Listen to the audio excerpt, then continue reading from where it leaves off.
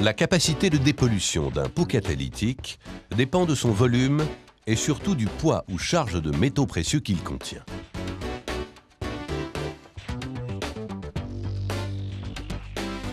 Deux familles principales existent.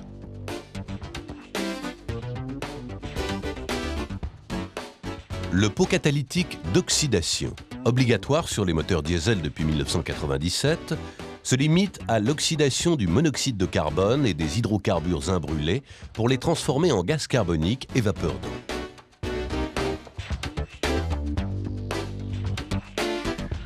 Le pot catalytique trifonctionnel équipe les motorisations essence.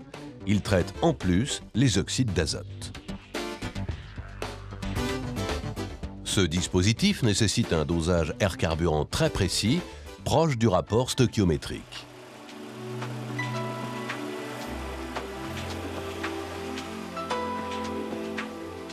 La régulation par sonde lambda est impérative.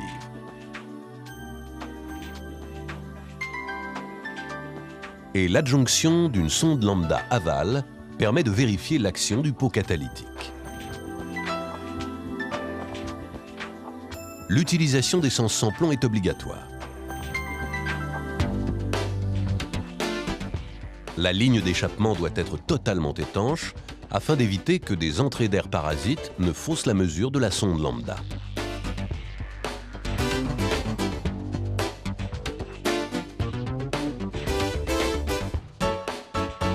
Ce qui entraînerait une correction de richesse non souhaitée. Le pot catalytique réclame une température minimum de 300 degrés Celsius pour s'amorcer. Sa température de fonctionnement idéale est de 600 à 800 degrés. Au-delà de 1000 degrés, il risque la destruction.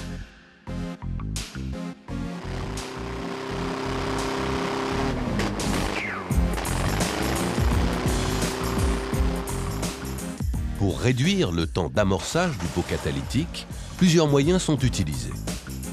Le collecteur d'échappement à double paroi,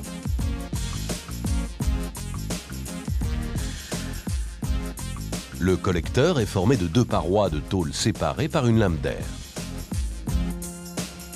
Au démarrage, la paroi interne monte plus vite en température, les gaz sont moins refroidis et la réaction de catalyse s'amorce plus rapidement.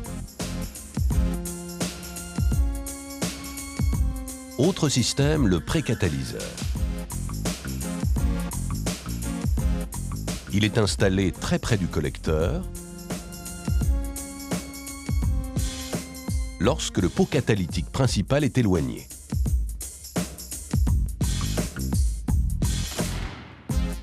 Les gaz arrivent plus chauds et facilitent l'amorçage de la catalyse.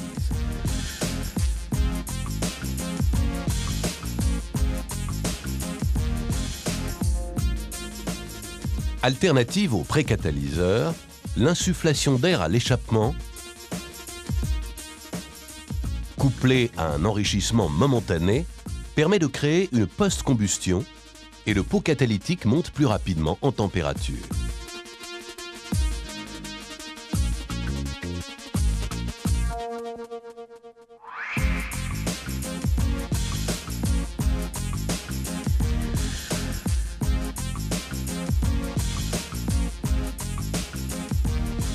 Sans insufflation d'air, la montée en température du pot catalytique est progressive.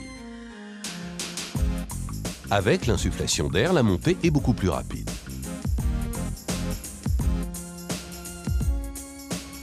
Une pompe à air située dans le passage de roue conducteur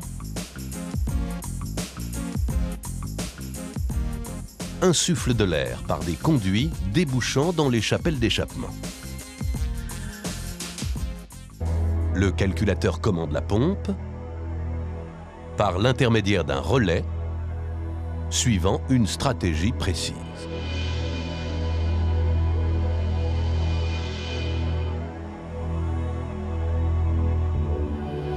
Si la température d'eau moteur est inférieure à -7 degrés, la pompe fonctionne pendant 10 secondes sans enrichissement. De -7 à 15 degrés, la pompe insuffle de l'air toujours sans enrichissement pendant 30 secondes.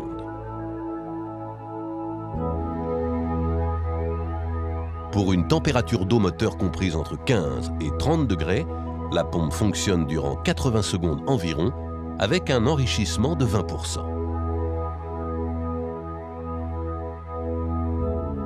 Ces commandes se font dès le démarrage et au ralenti.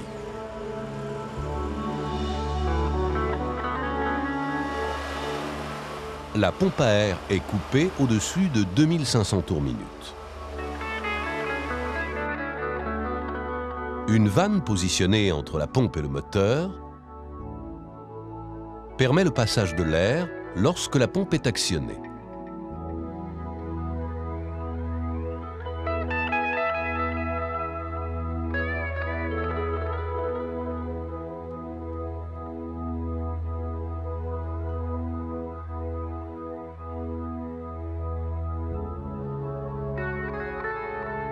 Elle évite également la sortie des gaz d'échappement par le circuit d'injection d'air.